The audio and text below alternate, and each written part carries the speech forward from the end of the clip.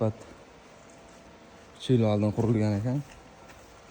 Nasib bo'lsa o'rtasi cho'kib, mana bu suv yig'ilib ketayotgan bo'lib qolgan. Полностью to'g'rilib, mana bu stiklarni yonib chiqyapmiz. Полный жидкий стекло и izdan mozayishni kley bilan bunday qilib beraman. Hozir tozalab chiqyapti shogirdim. Qanday bo'ladi shogird ish? Yaxshi, zo'r. Nasib bo'lsa chotki bo'ladi. Suv turib qoladi, lekin buni suv turib qolishini to'g'irlash uchun mandaqdagi o'rtadagi 10 santimetrlik bordyurchasi shtab valni hosil qilish uchun shu bilan mana bu taraf teng bo'lib qolgan. Buni endi to'g'irlash uchun buzib, qaytadan uklon qilib, yonboshlarini ham, ichini ham buzib boshqatdan qilish kerak. Keyin vodobatni o'zini ko'tarishga to'g'ri keladi, ya'ni. Shuning uchun hozir